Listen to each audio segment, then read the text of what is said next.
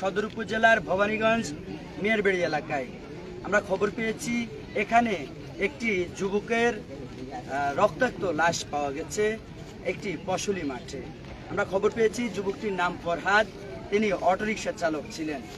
গতকালকে রাতে কে বা কাহারা শত্রুতার জেরে তাকে হত্যা করেছে। আমরা যেমনটি এখানে এসে দেখতে পেয়েছি, এই অঞ্চলের মানুষের সাথে কথা বলে যেমনটি জেনেছি, এই মেয়েরবেড়ি এলাকায় সকাল ভোরে এখানে গরু বাঁধতে মাঠে আসার সময় এই অঞ্চলের মানুষ দেখতে পেয়েছিল রক্তাক্ত লাশ, আর সেই লাশ দেখার জন্য উৎসুক জনতা চারদিকে ভিড় জমাচ্ছে।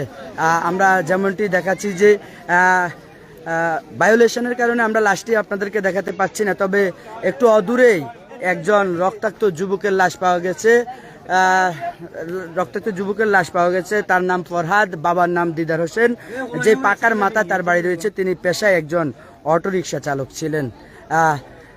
আমরা যেমনটি লাশের তথ্য যদি আপনাদেরকে বলি, তার ডান পাশের একটি চোখ উপড়ে ফেলা হয়েছে, পুরো শরীর রক্তাক্ত অবস্থায়। আর এখানে চারদিকে হাজার হাজার মানুষ এই লাশ দেখার জন্য এসেছে।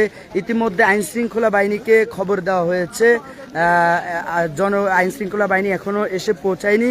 তবে আমরা যেমনটি দেখতে পেয়েছি যে, এবং স্থানীয়ভাবে খবর নিয়েছি যে ফরহাদ এই অঞ্চলের মধ্যে অটোরিকশা চালক ছিলেন এবং তিনি মাদকের সাথেও যুক্ত ছিলেন, এবং এমনটিও হতে পারে যে মাদক কারবারি বা মাদক সেবীদের কারণে এই হত্যাকাণ্ডের ঘটনা বা ঘটতে পারে, প্রাথমিকভাবে ধারণা করছে স্থানীয়রা।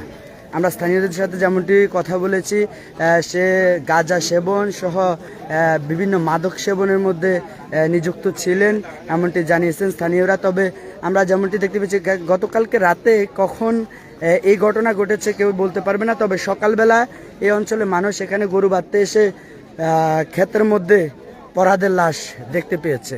তবে সর্বশেষ চিত্র আপনাদেরকে জানাবো। আমাদের সাথে থাকার জন্য ধন্যবাদ।